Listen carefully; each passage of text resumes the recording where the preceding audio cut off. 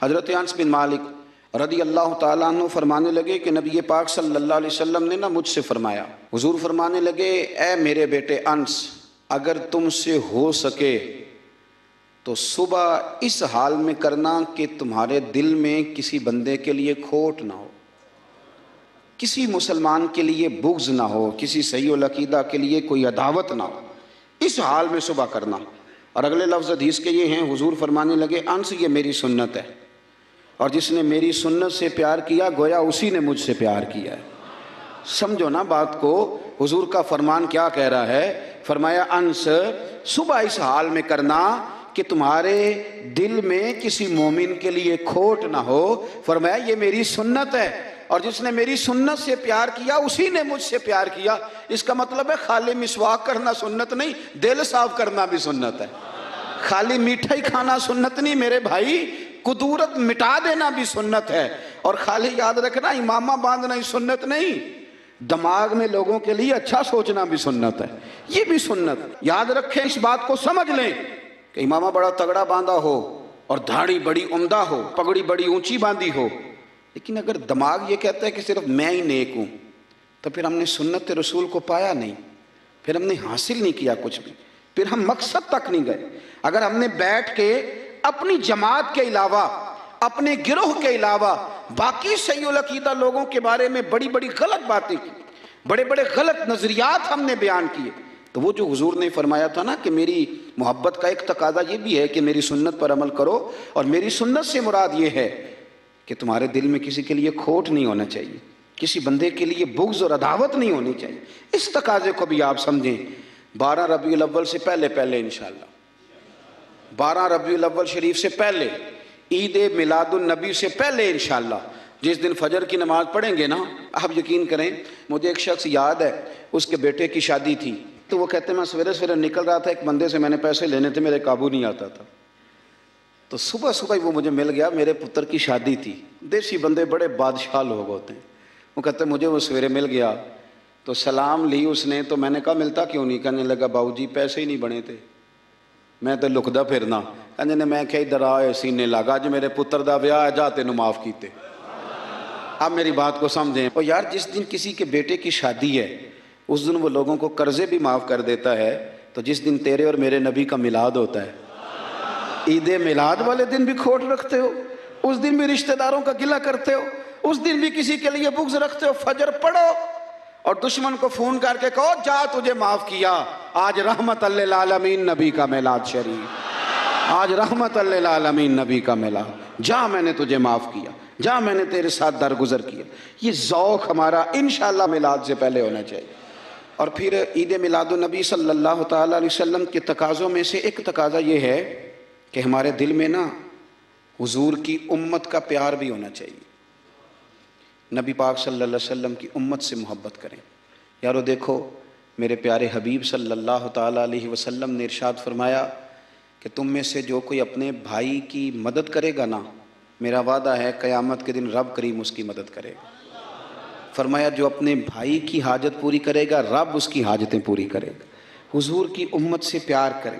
میلاد شریف آئے تو آپ دیکھیں آپ کس کے کتنا کام آ سکتے ہیں، آپ کسی شخص کو کس طرح مشکل سے نکال سکتے ہیں۔ میں بڑی ذمہ داری سے کہتا ہوں، بہت سارے لوگ ایسے ہیں ان کا جائز کام ہے اور صرف ہمارے ایک فون کر دینے سے وہ ہو جائے گا۔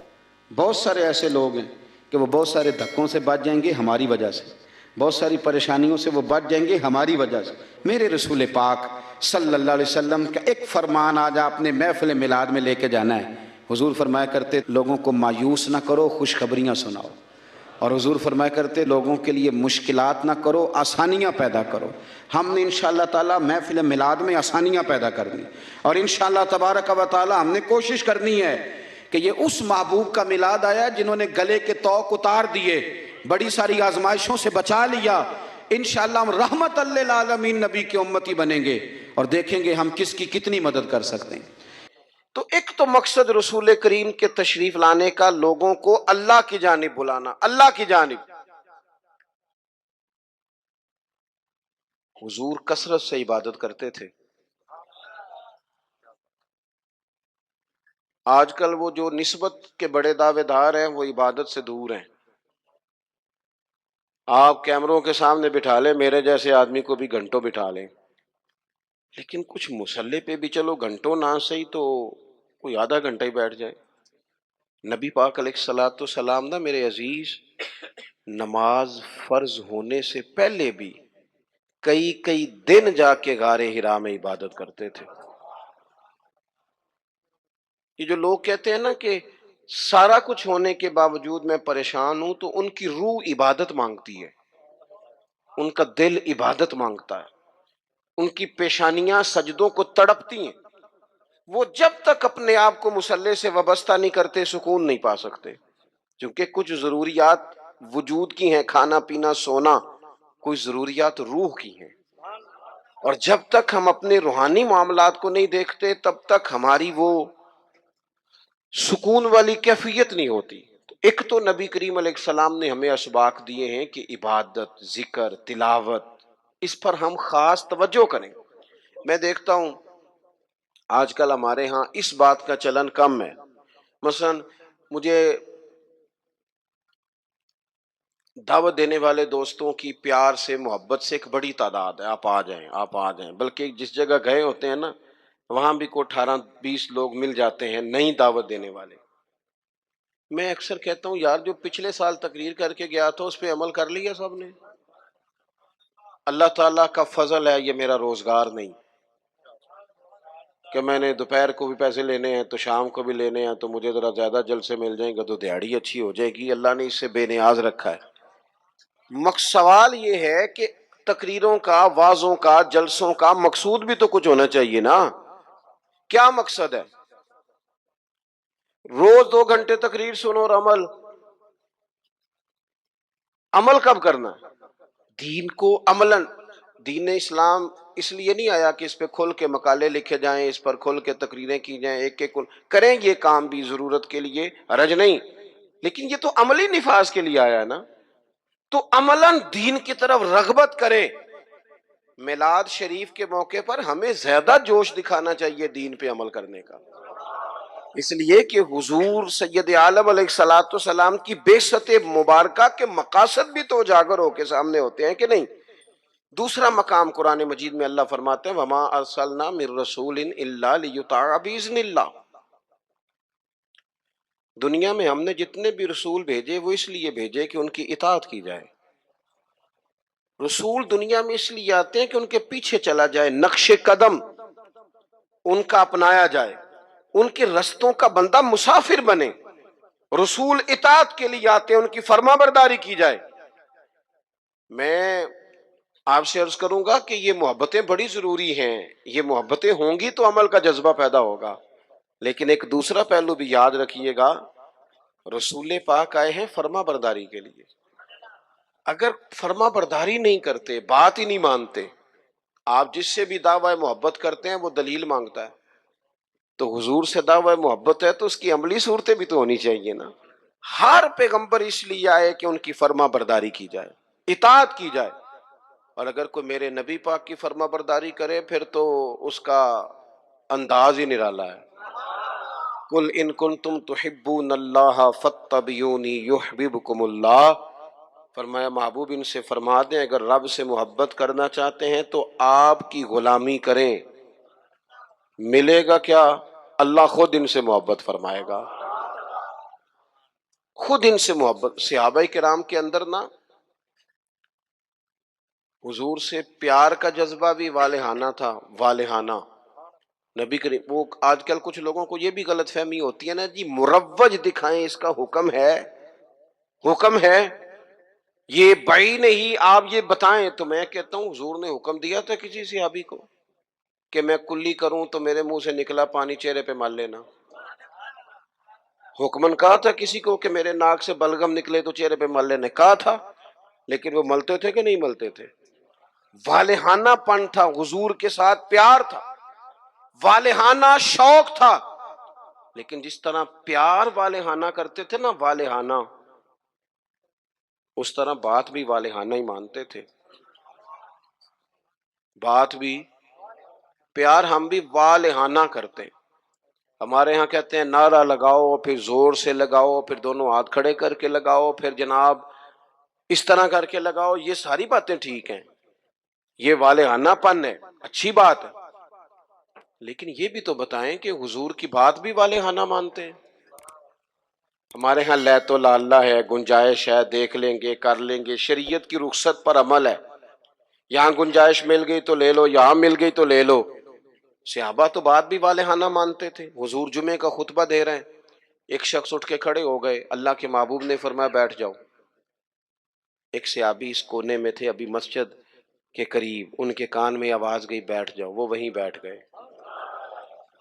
ایک اس کونے میں تھے۔ ہمیں واضح احکامات دین کے مل جائیں تو اس میں بھی گنجائش ڈھونڈتے، اس کونے میں تھے، کانوں میں آواز گئی بیٹھ جاؤ تو وہ وہیں بیٹھ گئے۔ اس کونے میں تھے ایک، ان کے کان میں آواز گئی وہیں بیٹھ گئے۔ اللہ کرے کہ آپ موبائل تھوڑے کم چلائیں اور میری بات زیادہ سنیں، دعا کیے آمین تو کہہ دینا، چلو دعا میں تو شامل ہو جائیں نا۔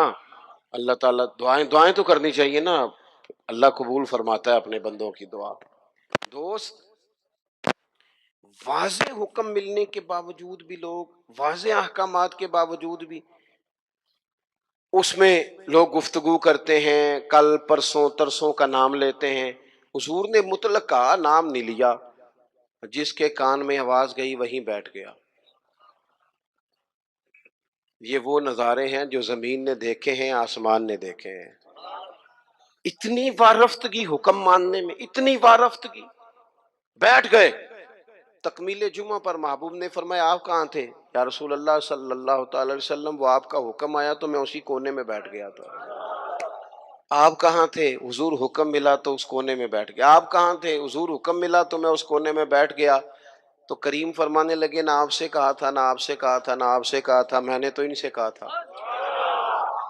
یا رسول اللہ آپ نے نام تو نہیں نہ لیا، سانو تے قید سجن دا گہنا ہے، او جینج رکھے اونج رہنا ہے۔ یا رسول اللہ آپ نے نام نہیں نہ لیا، حکم مل گیا بیٹھ جاؤ تو لہذا بیٹھ جاؤ۔ بات ماننا ہمارے ہاں نا آج کل پیری مریدی بھی اسی کا نام ہے، نذرانہ بھی وقت پہ دو، دعوت بھی مرید کرتے ہیں جتنی مرضی آپ کہو، روز کہو تو روز کھانا کھلاتے ہیں۔ آپ ان سے کہو کہ جناب میں آ رہا ہوں تو وہ تیار ہیں، پھول بھی لے کے کھڑے ہیں، لیکن اگر ان سے کہو بات مانو، پھر وہ کہنے تسی دعا کرو، ہے نا جی، نماز پڑھا کرو کہتے دعا کرو۔ کمال ہو گئی ہے بھائی، آپ باقی سارے معاملات کے لیے آپ پورے تیار ہیں، اور یہ جو فرما برداری ہے، یہ جو بات ماننا ہے وہ کس نے ماننی ہے؟ وہ جس پر آپ کے شیخ نے، مرشد نے گھنٹوں تقریریں کی، وہ باتیں کس نے ماننی؟ کسی اور نے؟ کیا مانا اس بات کا؟ کوئی گورکھ دھندا ہے؟ کیا آپ نعرے لگائیں، دعوی محبت کریں، اور جو ان کا اصل کام ہے، دیکھو وفادار وہ ہوتا ہے جو مشن کا ساتھی ہو، جو مشن کا ساتھی نہ ہو وہ ٹھیک ہے۔ پھر میرے ایک سنگی ہیں، مجھے ایک دن بڑی محبت سے کہنے لگے کہ جناب کھانا نہیں کھاتے آپ ہمارے گھر، کھانا ضرور کھائیں، ایک دن ضرور آ جائیں۔ میں انہوں آکھے یار توں آنا میرے نال رل کے 4 دن کو دین دا کام کرا۔ کہنے لگا نہیں وہ ٹھیک ہے کھانا، میں کہ کھانا تو یار ہر ہوٹل تو لب جاندہ ہے، وہ تو چلو اللہ توفیق دیتا ہے، کوئی زیادہ اچھا کھا لیتا ہے، کوئی تھوڑا سادہ کھا لیتا ہے، روٹی تو جس کو اللہ تعالیٰ نے صحت دی ہے اسے روٹی مشن حسن ہے، ڈیوٹیاں ذمہ داریاں اصل ہیں، اور کھانے یہاں کوئی من پسند کھانے دنیا میں آئے ہم، من پسند چیزیں تو جنت میں ملیں گی، اور وہ ملیں گی اور مزہ آئے گا۔ ہمارے بزرگ تو فرمایا کرتے تھے زمین کے اوپر کام، نیچے جا کے آرام۔ یہاں کوئی کام کریں، کوئی ڈیوٹی کریں، کسی ذمہ داری کا اظہار کریں، کوئی خدمت سر انجام دیں، وہ خاص سطحی چیزیں اس سے باہر نکلیں، نبی کریم کی بات مانے والہانہ انداز میں، والہانہ۔ حضور علیہ السلام نے جس مشن کے لیے پتھر کھائے، جس مشن کے لیے حضور طائف گئے، جس مشن کے لیے حضور نے ہر دشمن کو معاف کر دیا کہ لوگ مسلمان ہو جائیں، دیندار ہو جائیں، امت اس مشن کے لیے کیا کام کرتی ہے، کیا ڈیوٹی کرتی ہے؟ کبھی دل میں تکلیف ہوئی ہے کہ آپ تجربہ کر لیں، سارے لوگ عید کی نماز پڑھنے بھی نہیں آتے، اس لیے کہ کچھ ایسے ہوتے ہیں جن کی ساری رات دکان کھلی رہتی ہے اور سویرے سو رہے ہوتے ہیں، کچھ کہتے ہیں میں نے وعدے کیے ہوئے ہیں، وہ میں نے پورے کرنے ہیں۔ عید کی نماز بھی سارے پڑھنے، لیکن رش اتنا ہوتا ہے کہ مسجدیں چھوٹی پڑ جاتی ہیں۔ اس کا مطلب یہ ہے اگر ساری مسلمان امت نمازی ہو جائے تو نئی مسجدیں بنانی پڑے، لیکن آپ باقی سارے کام کرا لیں، شوق سے کر دیں گے۔ بھائی سجدے کا بھی ذوق پیدا کرو، حضور کی فرما برداری اصل ہے۔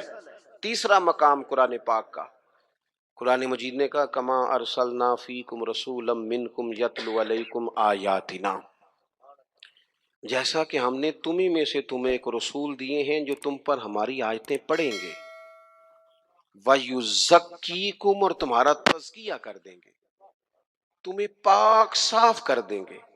نبی پاک کی تعلیمات یہ ہیں کہ تو ظاہری طور پر بھی بڑا صاف ستھرا ہو۔ حضور نفاست کو پسند کرتے، صفائی کو محبوب رکھتے، خوشبو کا استعمال کرتے، مسواک کو محبت سے استعمال کرتے، ظاہری صفائی بھی۔ اور ترمذی میں موجود ہے، حضور نے فرمایا اے انس بن مالک میرے بیٹے، ہو سکے تو صبح اس حال میں کرنا کہ تمہارے سینے میں کسی کا بغض نہ ہو۔ فرمایا یہ میری سنت ہے، اور جس نے میری سنت سے محبت کی اسی نے مجھ سے محبت کی۔ نرے دانت صاف کرنا ہی سنت نہیں، دل صاف کرنا بھی سنت ہے، باطن بھی صاف ہونا چاہیے، انسان کے اندر سے ساری بیماریاں نکل جائیں۔ عزیز دوست، تزکیہ ہو، حسد سے خالی ہو سینہ، بغض سے خالی ہو۔ یہ جو روحوں پر بوجھ ہوتا ہے یہ حسد کا ہوتا ہے، یہ باطن پر دھبا ہوتا ہے یہ عداوت کا ہوتا ہے۔ یہ کچھ چیزیں جو ہمیں بالکل بے قرار کر دیتی ہیں یہ تکبر کا روگ ہوتا ہے، یہ عجب خود پسندی، یہ اندر انسان کے جوار بھاٹا پیدا کر دیتی ہے۔ اگر بندہ ہو جائے سادہ، حضرت باجدید بستامی رحمت اللہ علیہ کھڑے تھے تو ایک شخص نے آپ سے پوچھا حضرت خواجہ پیر باجدید بستامی سے ملنا ہے۔ آپ فرمانے لگے یہ جو بندہ جس کا تم نے ابھی نام لیا ہے نا، اس کو ڈھونڈتے مجھے 30 سال ہو گئے، مجھے نہیں ملا۔ 30 سال یہاں بیچارے نقیب ان کی کلاس لگ جاتی ہے اگر وہ لقب تھوڑے بیان کریں تو، لسٹوں میں لکھ لکھ کے دیے جاتے ہیں، یہ نام نہیں لیا، یہ نام نہیں لیا، فلانے چودھری کا نام رہ گیا، فلانے کا رہ گیا، فلانے کا۔ وہ چھوڑ دیں بھائی، یہ تو حضور کی تعریف کی محفل ہے، اس میں باقیوں کی تعریفیں کدھر سے آ گئی، کدھر سے آ گئی؟ یہ تو نبی پاک علیہ الصلوۃ والسلام کے ذکر پاک کی مجلس ہے۔ دوستو آپ غور کریں گے اور چیزوں کو سمجھیں گے۔ خواجہ باجدید بستامی سے اس نے کہا میں نے ملنا ہے، فرمانے لگے 30 سال سے ڈھونڈ رہا ہوں، ملا نہیں۔ وہ سائڈ پہ جا کے ایک بندے سے کہنے لگا میں نے حضرت خواجہ پیر شیخ باجدید بستامی سے ملنا ہے۔ کہنے لگے ابھی تو وہاں کھڑے تھے تمہارے پاس۔ کہنے لگا میں نے تو پوچھا ہے۔ کہنے لگے اصل میں یہ جو تم نے لائن لگائی ہے نا القابات کی، یہ وہ مانتے نہیں اپنے آپ کو، نہ حضرت نہ خواجہ نہ پیر نہ صوفی، وہ تو نیرا باجدید کہتے ہیں، اور اس میں بھی کئی دفعہ روتے ہیں رب کی بارگاہ میں۔ تو یہ جو القابات تم نے لگائے ہیں نا، ہمارا تو جناب بڑا عجیب منظر ہے۔ تو تزکیہ کے لیے حضور آئے، پھر فرمایا وَيُعَلِّمُكُمُ الْكِتَابَ وَالْحِکْمَةَ، حضور تمہیں کتاب سکھائیں گے، حکمت سکھائیں گے۔ حضور قرآن سکھانے آئے، نبی کریم کیا سکھانے آئے؟ آپ بنے انجینئر شوق سے بنے، آپ لیکچرار بنے شوق سے بنے، لیکن ساتھ قرآن پاک کے قاری بھی تو بنے نا، قرآن پاک کو سمجھنے والے بھی تو بنے نا۔ جس بندے کو اتنی کہانیاں آتی ہیں، جسے اپنے شجرے آتے ہیں، جسے اپنی برادری کی شان آتی ہے، اسے قرآن کی آیتیں کیوں نہیں آتی؟ جسے ساری پنچایت میں ساری بات سنانی آتی ہے، اسے قرآن مجید بھی آ سکتا ہے۔ شرط یہ ہے کہ وہ آگے بڑھے، قرآن پاک کو سیکھے۔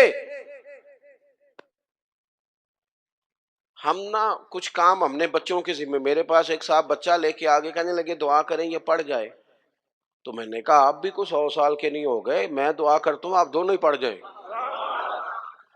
آپ بھی تو پڑھ ہی سکتے ہیں نا، آپ بھی تو توجہ کریں نا۔ ہم نا جناب وہ بعض لوگوں کا عجیب زاویہ نگاہ بن جاتا ہے، او بھائی آپ بھی پڑھ سکتے ہیں، آپ کیوں نہیں پڑھ رہے؟ او جی میری اب زبان موٹی ہو گئی ہے، تو میں نے کہا یہ کل آیا ہے واٹس ایپ، سب نے سیکھ لیا ہے۔ ایک حل ہے، ای میل کرنا بھی آ گیا لوگوں کو اور کمنٹس دیکھنا بھی آ گیا، اور بڑے بڑے لوگ جن کو نہیں بھی توجہ جن کی ہونی چاہیے تھی ان کی بھی توجہ، یعنی میں تھوڑا مصروف زیادہ رہتا ہوں، اور اب تو کچھ طبیعت بھی ٹھیک نہیں رہتی، دعا فرمائے اللہ تعالیٰ کچھ کام لے لے۔ وہ کوئی دوست پوچھتا ہے کہ آج کل کیا کر رہے ہیں، تو میں کہنا کچھ بھی نہیں، بس ہڈیاں آنیاں جانیاں دیکھو، ادھر آ رہے ہیں اور ادھر جا رہے ہیں، میں یہی کام کر رہے ہیں، اس کے باوجود لوگ ناراض ہیں۔ یعنی مسئلے دو ہی تھے، عمر بھر حل نہ ہوئے، ایک نیند پوری نہ ہوئی اور دوسرا خواب مکمل نہ ہوئے۔ سوچتے ہی رہتے ہیں کبھی 6 گھنٹے اکٹھے ملے تو سوئیں گے، لیکن کوئی کام خاص جس طرح کرنا چاہیے مرتب کر کے وہ ہم سے ہوتا نہیں۔ اللہ توفیق دے تو ہو جائے، لیکن میں ایک چیز محسوس کرتا ہوں شدت کے ساتھ، بڑی شدت کے ساتھ، کہ کچھ ایسی چیزوں کو لوگوں نے اوڑھ لیا ہے۔ مجھے زیادہ وقت نہیں ملتا تو کئی دوست پوچھ لیتے ہیں، بلکہ شاید ہر ہفتے ہی کوئی پوچھ لیتا ہے آپ سٹیٹس کہاں پہ لگاتے ہیں؟ میں کہ یار میں نے لانا نہیں آؤں، لیکن وہ بس ایک ذہن بن گیا نا، اور ایسے لوگ جن کے بارے میں امید تھی کہ یہ سٹیٹس والے نہیں، یہ تسبیح والے ہیں، یہ اللہ اللہ کریں گے، ان کے ہاتھوں میں بھی موبائل نظر آتا ہے، اور جو بھی چیز ہاتھ میں ہو وہ چلنے لگتی ہے۔ موبائل ہاتھ میں ہوگا تو چلے گا، اور اگر تسبیح ہوگی تو وہ بھی انشاءاللہ چلے گی۔ چلیں، اس کی بھی ضرورت ہے، کہیں تو چلائیں، لیکن باقی تسبیح بھی تو لینا ہاتھ میں، کچھ وقت اسے بھی تو دینا۔ تو میرے عزیز، قرآن مجید کو سیکھیں، اور پھر فرمایا والحکمہ، حضور تمہیں دانائی سکھانے آئے۔ نبی پاک نے ہمیں باشعور کیا ہے۔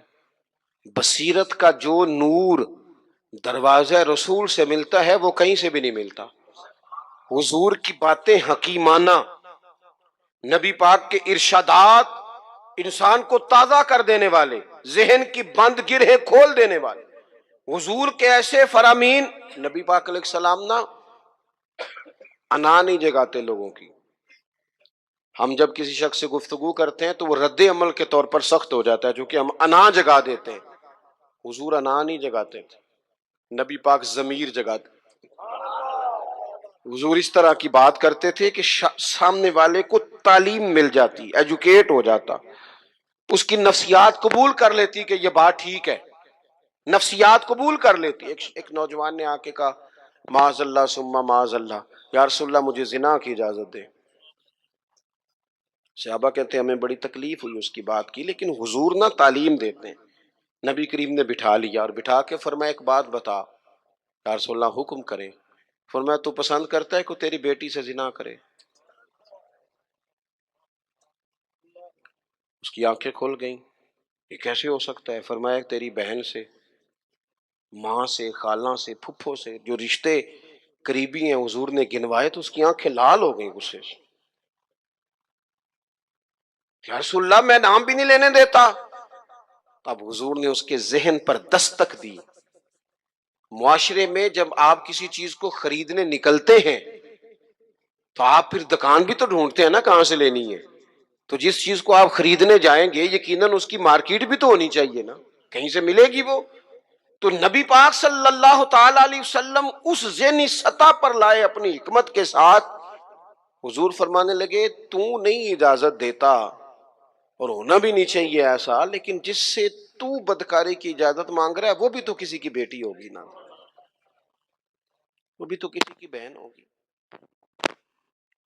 کیوں نہیں سوچتے اس بات کو ہم، کہ معاشرے میں جب آگ لگتی ہے پھر کسی کا گھر بھی محفوظ نہیں رہتا۔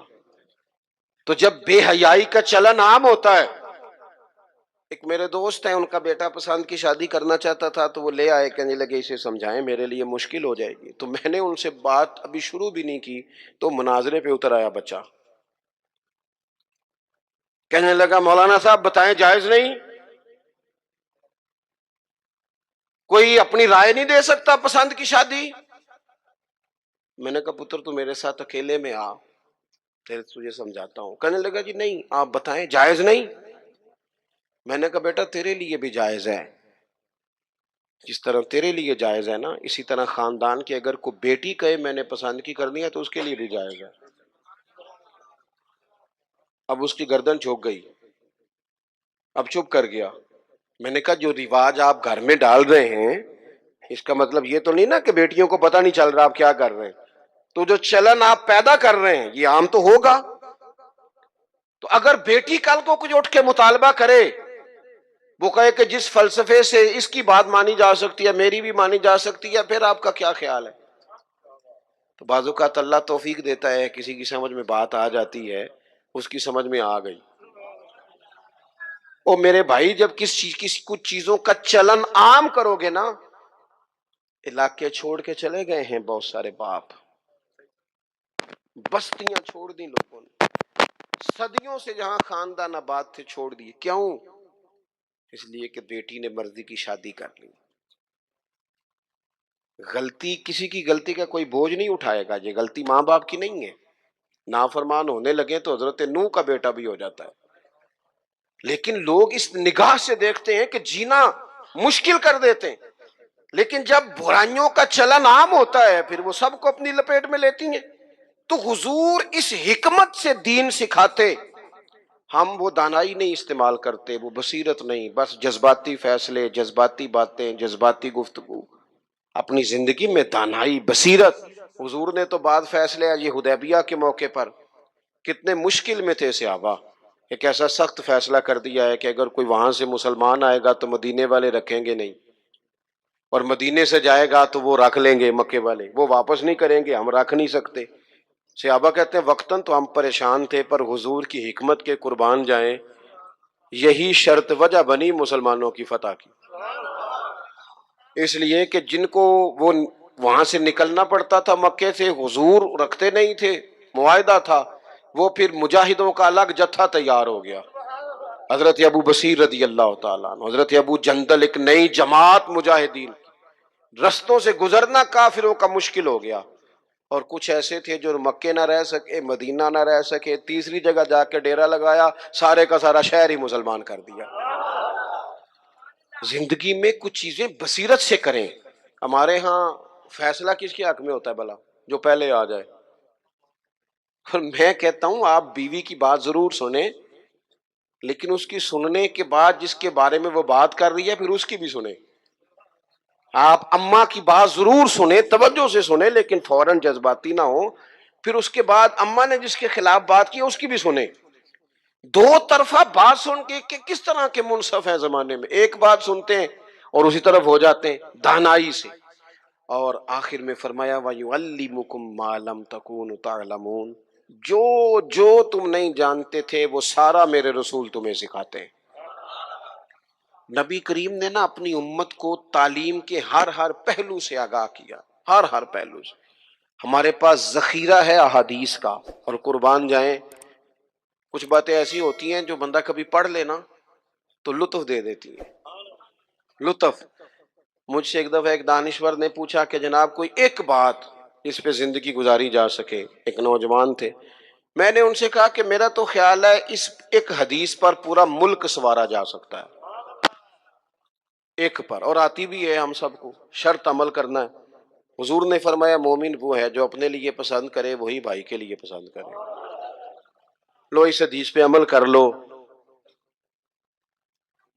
جو بندہ ملاوٹ والی چیز بیچتا ہے اگر اس حدیث پر عمل کرے کہ جو اپنے لیے پسند کرنا ہے وہی اپنے، کبھی ملاوٹ کرے گا، کبھی دھوکہ دے گا، کبھی میرٹ سے ادھر ادھر ہوگا، چونکہ تو طے کر لیا ہے کہ جو اپنے لیے پسند کرنا ہے وہی اپنے بھائی کے لیے پسند کرنا. طے کریں زندگی میں. ہم یہ کرتے ہیں کہ اور ایک بار یاد رکھنا، یہ نہیں ہو سکتا کہ دوسروں کے بچوں کو تو ملاوٹ والی چیزیں کھلائے اور تیرے گھر میں صحت کا دور دورہ ہو. یہ کیسے ہو سکتا ہے؟ کسی کا گھر اجاڑ کے بھی کبھی اپنا بسایا جا سکتا ہے.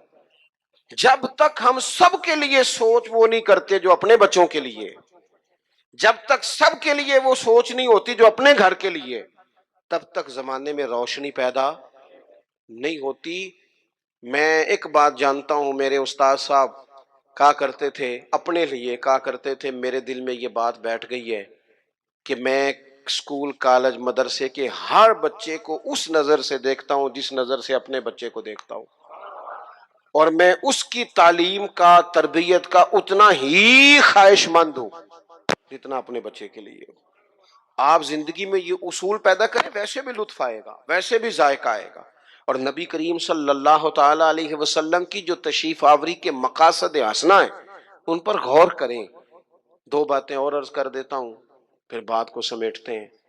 ایک تو حضور نے فرمایا میں معلم بن کے آیا ہوں، حضور سکھانے آئے، سیکھیں، حضور سے دین سیکھیں۔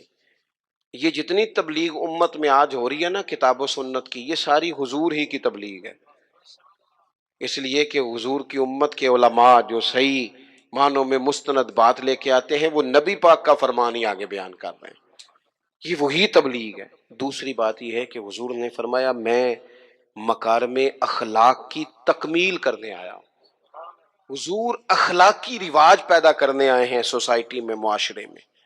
ہم اتنے خوبصورت جلسے کرنے والے، اتنے بڑے بڑے سیمینار کرنے والے، اگر اخلاقی رویوں سے بالکل خالی ہوں، اخلاقی رویوں میں نہیں، اگر چھوٹی چھوٹی 5 روپے میں بھی لڑائیاں ہوں تو پھر ہم نے اتنا میلاد منایا تو سیکھا کیا؟ میلاد والے رسول تو آئے ہی اخلاق کی تکمیل کے لیے، اور ہمارے اخلاقی رویے، اور میں پہلے بھی شاید کہہ چکا ہوں پھر کہتا ہوں، اخلاق صرف میٹھا بولنے کا نام نہیں، میٹھا تو لوگ مطلب کے لیے بھی بولتے ہیں، صحیح بات کرنے کا نام اخلاق ہے، اچھی رائے قائم کرنا، صاحب الرائے، حکمت کے ساتھ وہ بات پہنچانا، یہ اعلیٰ اخلاق ہے۔ اپنی مزاجوں میں قومیں اخلاق سے آگے جاتی ہیں، کردار سے آگے جاتی ہیں۔ ہمارا جو کردار ہوتا ہے وہ زمانے میں پھیلتا ہے، ہمارے اٹھنے بیٹھنے سے لوگ اثر لیتے ہیں، لیکن ہمارا انداز اپنے لیے اور ہے، دوسرے کے لیے اپنے خرچے لاکھوں میں ہیں۔ اور ملازم اگر کہتا ہے نا مجھے ذرا ایڈوانس دے دیں، میرا بل زیادہ آ گیا، تو اسے کہتے تو احتیاط کیوں نہیں کرتا؟ بھئی آپ کے گھر میں احتیاط ہوتی ہے؟ 4000 کا تو پیزا آتا ہے روز شام کو، آپ کے لیے جو اصول ہے وہ دوسرے کے لیے کیوں نہیں ہے؟ اور جو نصیحت آپ دوسرے کو کر رہے ہیں اس اخلاق پر آپ خود کیوں نہیں عمل کر رہے؟ تو حضور کے آنے کے جو مقاصد ہیں ان کو سمجھیں۔ ایک تو نبی پاک نے ہماری توجہ اللہ کی جانب کرائی ہے، اپنے مصلح کو، عبادت کو، توکل کو، صبر کو، شکر کو، قناعت کو، خودداری کو، اس پر توجہ دیں۔ دوسرا، حضور فرما برداری کے لیے آئے، نبی کریم کی ہم نے فرما برداری کرنی، غلامی کرنی۔ اور تیسرا، حضور نے ہمارا تزکیہ کیا ہے، ہمیں سارے باطن کے میل کچیل دھو ڈالنے ہیں۔ آپ یہ کریں گے تو اپنے آپ کو ہلکا پھلکا محسوس کریں گے۔ میرے عزیز، اللہ کے محبوب علیہ السلام کا مقدس طریقہ مبارکہ یہ تھا کہ حضور عزم فرماتے، جد و جہد کرتے۔ حضرت ابو سفیان رضی اللہ تعالیٰ عنہ فرماتے ہیں کہ جنگ کے حالات میں نے اپنی آنکھوں سے دیکھے، میں حضور علیہ السلام کے ساتھ تھا، کیفیت اس طرح کی ہو گئی کہ ارادہ یہ ہوا کہ کچھ دیر پیچھے ہٹا جائے اور پھر نئی منصوبہ بندی کے ساتھ حملہ کیا جائے، لیکن میں نے حضور کی مقدس سواری کی لگام تھامی ہوئی تھی، حضور آگے بڑھتے چلے جاتے، آگے بڑھتے چلے جاتے، حالانکہ جنگ کا نقشہ کوئی اور رنگ بتا رہا تھا، کچھ اور صورت اختیار کر رہا تھا، لیکن حضور بڑھتے جا رہے ہیں۔ تو کہتے ہیں میں نے عرض کی یا رسول اللہ صلی اللہ علیہ وسلم 2 قدم پیچھے ہٹ کے نئی منصوبہ بندی کے ساتھ آگے نہ بڑھیں؟ تو حضور نے فرمایا نہیں، اب پیچھے نہیں ہٹنا، انا النبی لا کذب، انا ابن عبد المطلب لا کذب، پیچھے نہیں ہٹنا۔ کیوں؟ کہ میں نبی ہوں، بات یہ بھی سچی ہے، اور میں عبد المطلب کا پوتا ہوں، بات یہ بھی سچی ہے۔ پیچھے نہیں اب ہٹنا، اب آگے بڑھیں گے، اب جد و جہد کریں گے، اپنی زندگی میں عزم کے ساتھ آگے بڑھیں۔ کمزور باتیں، کمزور ارادے، اور جلدی تھک جانا، جلدی ہار مان جانا، جلدی دوستی لگانا اور جلدی ناراض ہو جانا، جلدی تعلق بنانا اور جلدی سے توڑ بھی دینا، جلدی سے کسی کشتی میں سوار ہونا اور جلدی سے اکتا بھی جانا، جلدی سے کسی مقام پر اپنے آپ کو کھڑا کرنا اور جلدی سے اس مقام کو بدلنے کی کوشش کرنا، اس سے انسان کبھی کوئی کام نہیں کر سکتا۔ اس کا عزم، اس کا حوصلہ، یہ بنیادی ضرورت ہے، اور سیرت پاک اس کا بنیادی درس دیتی۔ دوسری بات یہ ہے کہ یاد رکھیے گا، زندگی میں ایسا نہیں ہوتا کہ انسان کو سارا راستہ چھاؤں والا ہی ملے۔ کچھ دن ایسے بھی آتے ہیں جن میں دن بھی لمبے ہوتے ہیں اور دھوپ بھی سخت ہوتی ہے، اور کبھی کبھی ان دنوں میں روزے بھی رکھنے ہوتے ہیں۔ اب انسان کا کمال یہ ہے کہ جس طرح اس نے ٹھنڈے دن گزارے ہیں اور آرام کے دن گزارے ہیں، وہ سخت دھوپ کے دن بھی اسی مزے سے گزارے۔ وہ بار بار اگر شکوہ کرے گا، بار بار اگر تکلیف اپنی بتائے گا، بار بار اپنے زخم دکھائے گا تو کمزور پڑے گا۔ جب آپ چلتے ہیں، بڑا آسان سفر ہو نا، بڑا ایزی سفر ہے، خیر اب تو بڑی جلدی لوگ تھک جاتے ہیں۔ ہم اپنے بزرگوں سے سنتے تھے کہ لوگ بحری جہاز کے ذریعے حج کرنے جاتے تھے تو 6 مہینوں میں لوٹ کے آتے تھے۔ اب جو حاجی عمرے والے جاتے ہیں نا، حج اور عمرے پہ، ان کے کپڑوں کی استری نہیں ٹوٹتی۔ غریب آدمی بھی جو حیثیت نہ بھی رکھتا ہو، وہ بھی ایئرپورٹ پہ جب جاتا ہے نا، عام دنوں میں تو بس پہ بھی لاہور چلا جائے گا، ایئرپورٹ پہ جاتے ہوئے گاڑی میں جاتا ہے، اور وہاں سے آپ فلائٹ میں بیٹھتے ہیں، 4 گھنٹے کی فلائٹ ہے، کھانا آپ کی ٹیبل پہ آتا ہے، پانی آپ کی ٹیبل پہ آتا ہے، نیچے اترتے ہیں، صاف ستھری جگہ ہے، اے سی لگا ہوا ہے، اگر تھوڑی دیر انتظار بھی کرنا ہے تو ایک اچھی جگہ، ویٹ کیا آپ نے، امیگریشن کے بعد آپ باہر نکلے تو آپ کی گاڑی موجود ہے، اور وہاں جا کے آپ کو بندوبست نہیں کرنا، کمرے آپ کے طے ہیں، ہوٹل کا ووچر آپ کی جیب میں ہے۔ ناراض نہ ہونا، اتنی سہولتیں ہیں پر بندے خوش کوئی نہیں، پھر بھی کوئی شکوہ، کوئی پریشانی، کوئی دکھ جس سے پوچھ لیں وہ پریشان ہے۔ اللہ جانے کی اس بات میں کیا ایسی خاص منظر سامنے آ گیا ہے۔ او خدا کے بندوں، ان لوگوں سے پوچھو جو بحری جہاز کا سفر کرتے، 8 دن جانے میں لگتے، 8 دن آنے میں لگتے، 6 مہینے کا سفر ہوتا، کیسی صحبتوں سے لوگ وہاں پہنچتے، پھر جا کے بعض لوگ اپنا کھاتے، اپنا پکاتے، لیکن وہ ذہنوں میں جلد بازی ہے، پریشانی ہے، جذباتیت ہے۔ وہ جو ایک قرار بندہ مومن کی شان ہے کہ یار دکھ آ ہی جاتا ہے، زندگی ہے، کبھی سر درد ہو ہی جاتا ہے، کبھی جہاں سے روز پیار ملتا ہے، کبھی جھڑکیاں ملی جاتی ہیں، تو آ جاتے ہیں حالات اوپر نیچے، لیکن اس میں اتنا گھبرا جانا، لیکن دکھ آتے ہیں۔ حضور کی سیرت پاک کو آپ پڑھیں، بڑا وفا والا ساتھ دیا سیدہ خدیجہ الکبریٰ نے، لیکن وہ وصال کر گئیں۔ 1 سال محبوب نے اس سال کو غم کا سال کہا جب ان کا وصال ہوا، وہ پردہ فرما گئی۔ یہ ایک بڑا گہرا بظاہر صدمہ تھا، لیکن حضور نے کسی جگہ تبلیغ کو نہیں روکا، وہ سفر چلتا رہا۔ محبوب مدینہ طیبہ تشریف لائے، حضور علیہ السلام کے صاحبزادے محبوب کی گود میں وصال فرما گئے، اور پھر جب حضور مدینہ طیبہ آئے، بدر کے لیے جب حضور تشریف لے جا رہے تھے تو صاحبزادی شدید علیل تھیں جو حضرت عثمان غنی رضی اللہ تعالیٰ عنہ کے عقد مبارک میں تھی، لیکن حضور اسی حالت میں تشریف لے گئے اور جناب عثمان غنی سے کہا کہ آپ رکیے، بیٹی کی دیکھ بھال کیجیے۔ جب محبوب واپس آ رہے تھے نا، بدر کی فتح ہوئی، تاریخی فتح، لیکن اس فتح کے ساتھ ایک گہرا غم بھی شامل تھا، اس لیے کہ کریم واپس آئے تو حضرت عثمان غنی حضور کی صاحبزادی کو تدفین کر کے مزار میں اتار کر واپس آ رہے۔ یہ ایک گہرا صدمہ محبوب پاک کو بظاہر پھر دیکھنے کو ملا، لیکن سفر جاری ہے، تبلیغ جاری ہے، جہاد کا کام جاری ہے۔ وہ جناب خیر ہے آپ کی طبیعت ٹھیک نہیں رہتی تو وہ میری طرح کے بندے آگے سے تو کی دسی ہے گام ہی لے گئے نے مینوں، وہ فلانی چیز، وہ چھوڑ یار، یہ زندگی کے ساتھ ہیں۔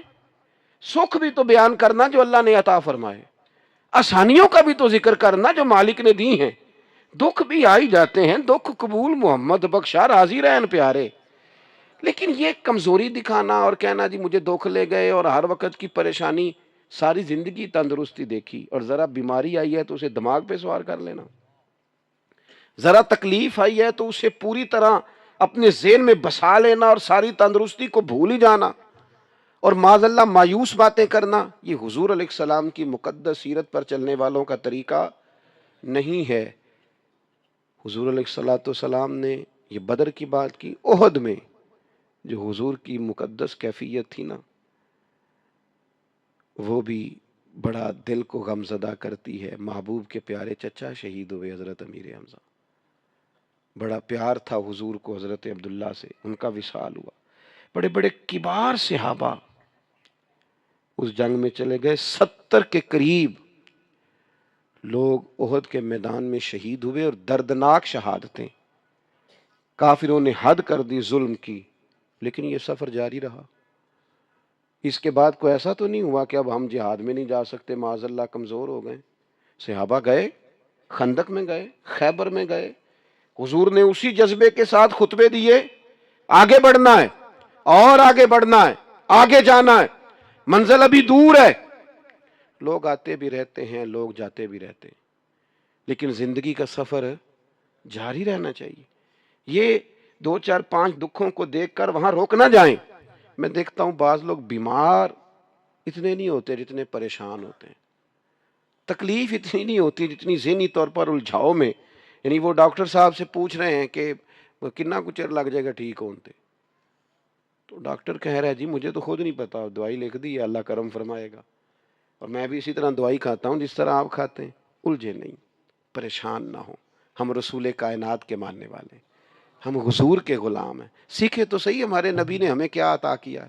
اور پھر تیسری بات، شکوے نہیں زندگی میں، شکوے بندے کو بے چین کرتے ہیں، شکوے کبھی نہ کریں، شکوے کمزور لوگ کرتے ہیں، ہارے ہوئے بندے شکوے کرتے ہیں، کمزور لوگ شکوے کرتے ہیں، شکوے نہیں۔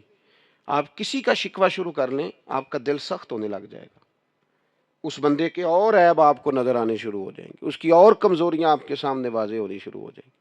آپ شکوہ شروع کر دیں، معاذ اللہ زندگی کی اور کئی محرومیاں سامنے آئیں گی، مجھے یہ بھی نہیں ملا، مجھے وہ بھی نہیں ملا، مجھے فلانے بندے نے، پھر تو آپ الجھ گئے۔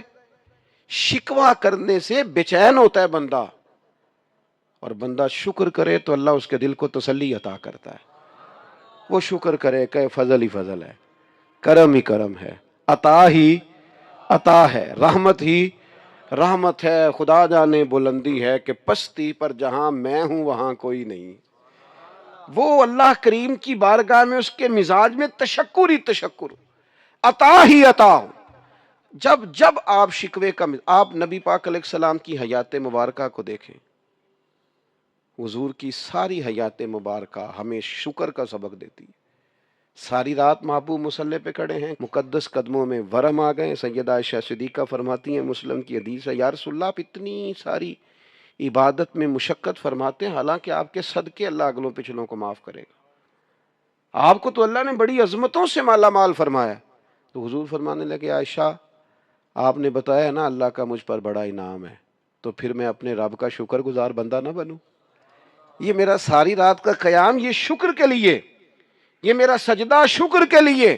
اور حضور علیہ السلام کی ایک طویل حدیث ہے، اس میں حضور نے فرمایا، لوگوں مجھے اللہ نے اپنا حبیب بنایا ہے، میں فخر کے ساتھ نہیں کہتا، قیامت کے دن سب سے پہلے میں ہی سفارش کروں گا اور میرا رب میری سفارش کو قبول کرے گا، میں فخر کے طور پہ نہیں کہتا۔ حضور فرمانے لگے، جنت کا دروازہ سب سے پہلے میں کھلواؤں گا، میں فخر کے طور پر نہیں کہتا۔ محبوب پاک علیہ الصلوۃ والسلام فرمانے لگے، سب سے زیادہ کثرت جنت میں میری امت کی ہوگی، میں فخر کے ساتھ نہیں کہتا۔ فرمایا میں مقام محمود پہ رب مجھے کھڑا کرے گا، میں فخر کے طور پر۔ آپ کبھی دیکھیں تحدیث نعمت پر سرکار نے کتنا کچھ بیان فرمایا، میرے رب نے مجھے یہ بھی دیا، میرے رب نے مجھے یہ بھی دیا، میرے رب نے مجھے یہ بھی دیا، کہاں کہاں کس کس رنگ میں حضور اللہ تعالیٰ کا شکر ادا کرتے ہیں۔ آج کسی سے بھی ملاقات ہوتی ہے نا، اس کے پاس ساری چیزیں ہی ہیں، ایک کوئی نہیں، صرف ایک کوئی صحت نہیں ٹھیک، یہاں 5 بچے ہیں تو 4 سیٹ ہیں، صرف ایک نہیں سیٹ، لیکن وہ اللہ خیر کرے ہمارے آنسو خشک نہیں ہوتے ہر وقت کی۔ تو او بھائی اتنی ساری نعمتیں ہیں نا، تو چلو ایک آدھ چیز جو ہے وہ ویسے ہی معاملہ اور طرف لے جاتی ہے، انسان کو رب سے جوڑے رکھتی ہے۔ اپنی زندگی میں یہ شکوے سے نکل آئیں، مزاج شکر والا، طبیعت ٹھنڈک والی، طبیعت قرار والی۔ مجھے بڑا سفر کرنا پڑتا ہے اور مستقل طبیعت تھکی رہتی ہے، مستقل مسئلے 2 ہی تھے، عمر بھر حل نہ ہوئے، ایک نیند پوری نہ ہوئی، دوسرا خواب مکمل نہ ہوئے۔ مسلسل سفر کرتا ہوں، لیکن میری کوشش ہوتی ہے کہ میں اپنی سفر کی اذیت کا کہیں ذکر نہ کروں۔ گھر میں بھی میری کوشش ہوتی ہے کہ میں جب آؤں نا کسی وقت، تو میں اترتا ہوں گاڑی سے، ادارے میں بھی یا گھر میں بھی، تو میں کوشش کرتا ہوں ذرا دوستوں سے مسکرا کے ملوں۔ کیوں؟ اس لیے کہ کسی کے دل میں یہ خیال نہ ہے کہ یار یہ کام بڑا سخت ہے، ہم نے نہیں کرنا، معاذ اللہ، یہ ڈڈ ہے۔ ہمارے بچے پتہ ہے وہ والا کام نہیں کرتے جو ہم کرتے ہوتے ہیں۔ کیوں نہیں کرتے؟ اسی گھر آ کے دسی دا تہاڈا ابا بڑی مصیبت دا شکار ہے، وہ پھر پوچھیے نا کام کی کرنا ہے، کہندے نے وہ نہیں کرنا جڑا تسی کردے ہو، اساں کوئی اور کرنا ہے۔ کیوں؟ کہ ہم نے اپنے کام کا انہیں شکر بتایا نہیں کہ اللہ نے نوازا کتنا ہے۔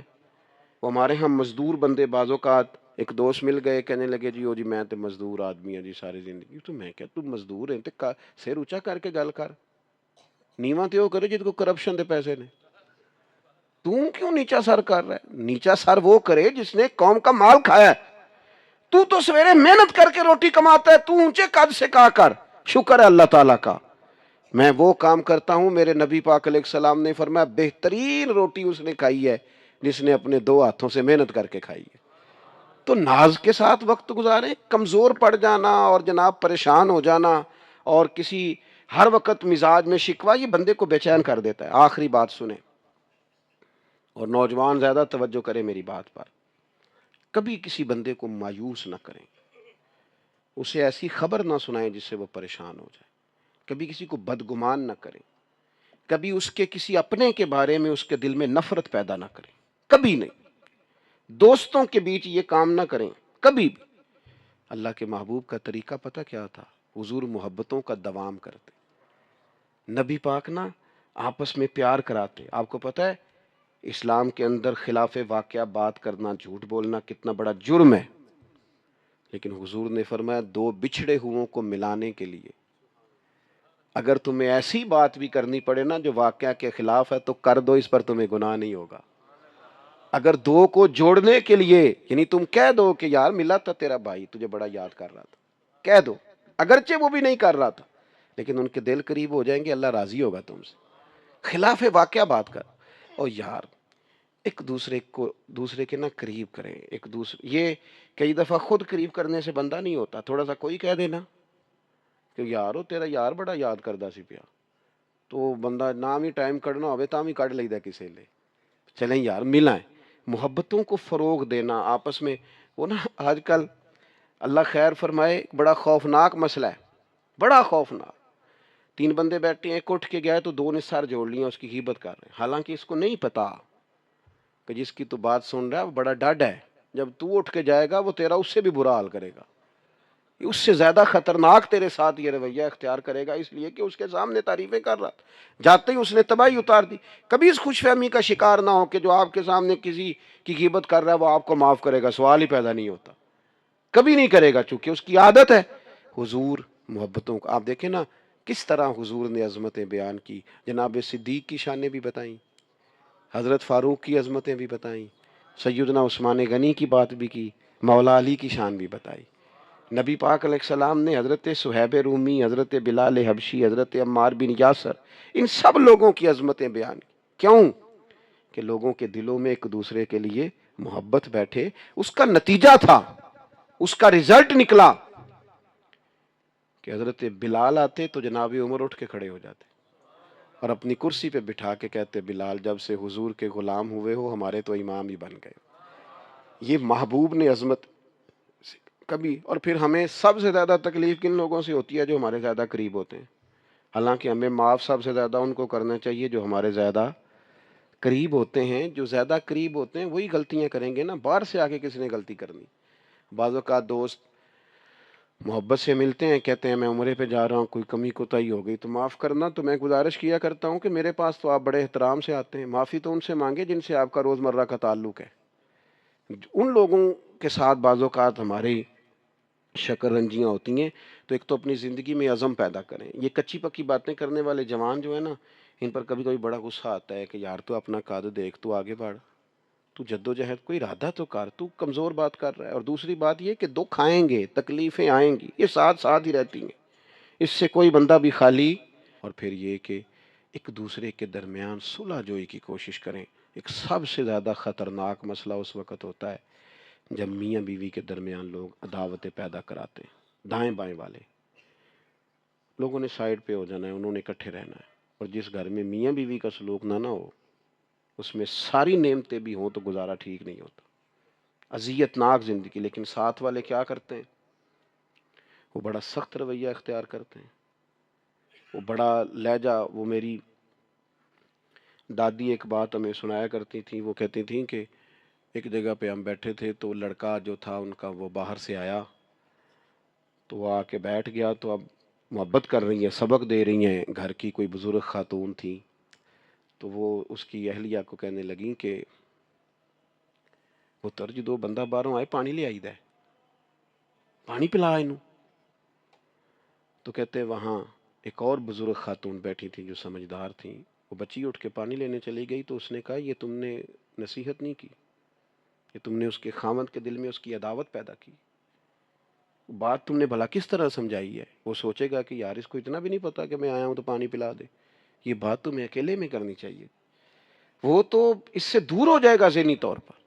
تو کہتے ہیں پرانے لوگ اس قدر زیادہ باریک چیزوں کا خیال رکھتے تھے کہ عداوتیں پیدا نہ ہوں، لیکن یہاں لہجہ ہی اور ہے، انداز ہی اور ہے، لوگ فروغ ہی پتہ نہیں کس چیز کا کرتے۔ محبتوں کے فروغ کی کوشش کریں، دوستوں میں، گھر والوں میں، دائیں بائیں کوشش کریں لوگ جڑے رہیں، لوگوں کو توڑنے کی کوشش، اور یاد رکھنا جو بندہ لوگوں کو توڑنے کی کوشش کرتا ہے نا، آخر میں خود اکیلا رہ جاتا ہے، وہ ٹوٹ جاتا ہے، تنہا رہ جاتا ہے، اس کا کوئی اپنا نہیں رہتا، کیونکہ اس کی کوشش ہی کچھ اور تھی، وہ کچھ اور کرنے نکلا تھا۔ وہ ایک شعر کسی شاعر نے کہا ہے، اور غزل ابھی تک مکمل نہیں ہو سکی، اس نے کہا تھا تمام عمر کے کانٹوں کی آبیاری پر عجیب شخص ہے گلشن کی بات کرتا ہے۔ خود ساری زندگی کانٹے بوتا رہا ہے اور خواہش اس کی یہ ہے کہ باغ بن جائے، یہ کیسے ہو سکتا ہے بھائی؟ آپ نے جو بیج بویا ہے، تمام عمر کے کانٹوں کی آبیاری پر عجیب شخص ہے گلشن کی بات کرتا ہے۔ اللہ کی بارگاہ میں دعا ہے اللہ تبارک و تعالی ہم سب کا یہاں حاضر ہونا قبول فرمائے، ہماری غلطیاں معاف فرمائے، اور مالک کریم حضور کے بتائے ہوئے رستوں پر چلنے کی توفیق عطا فرمائے۔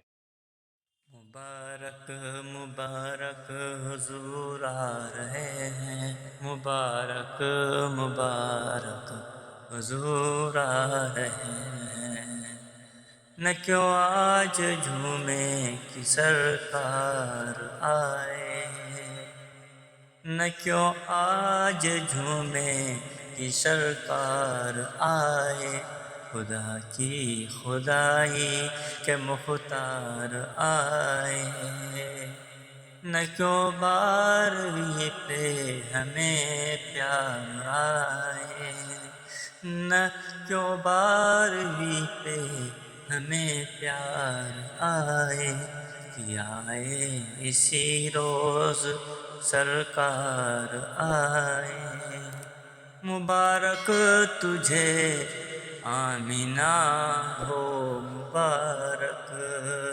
مبارک تجھے آمینہ ہو مبارک، تیرے گھر شہنشاہ ابرار آئے، مبارک حلیمہ تجھے بھی مبارک، مبارک حلیمہ تجھے بھی مبارک، تیرے گھر میں نبیوں کے سردار آئے، تیرے گھر میں نبیوں کے سردار آئے، ولادت کا صدقہ پڑوسی بنانا، سہا خلد میں جب یہ بدکار آئے، مبارک مبارک حضور آ رہے ہیں، مبارک مبارک حضور آ رہے ہیں۔